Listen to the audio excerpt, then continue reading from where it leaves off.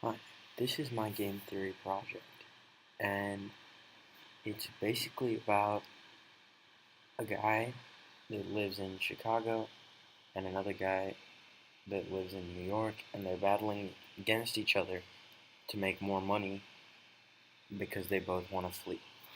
Now, the whole game is basically one massive chicken game, and the board is a big circle, and the players start at the same spot, but they're going in the opposite direction.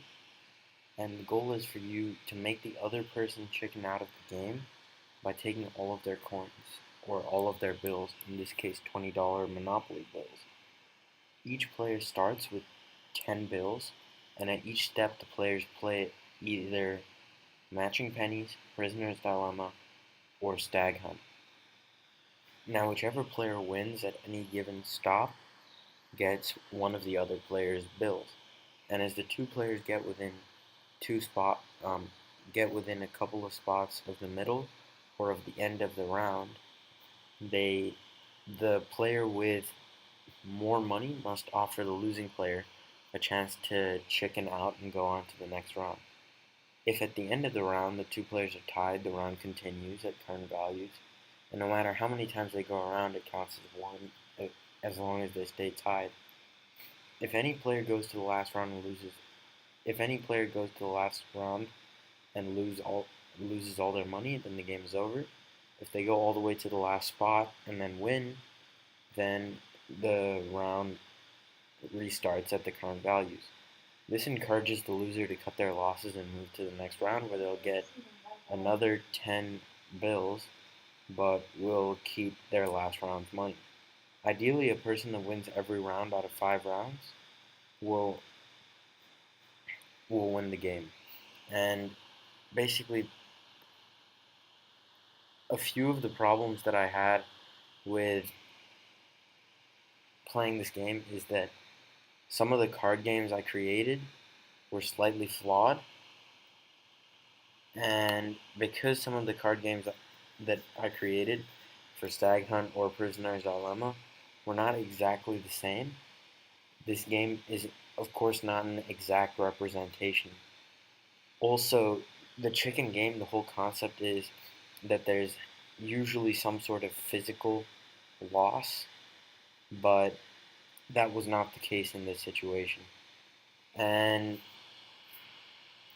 yeah, so overall, I think my game worked, and the whole idea was based around one game, but it managed to include all of the other games we had done.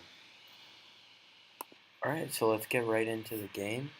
Now, basically, it starts off, and the first stop is matching pennies. So, we play a game of matching pennies, and I win one $20 bill. Now, we move to the next stops, which are Stag Hunt. And for Stag Hunt, I used my Stag Hunt card game that we created earlier on in the quarter. And basically, a player gets dealt 2 cards, and they both have the chance to play their cards. And if they decide to play their cards like we did, the person with the highest pair gets to win. In this case, I won again, so I took another $20 bill. And now we are on to the Prisoner's Dilemma card game.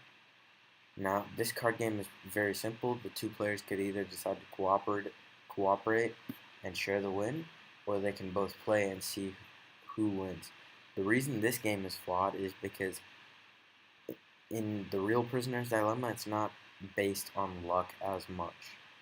And here there was still the problem that there was the luck involved in which cards you were getting dealt.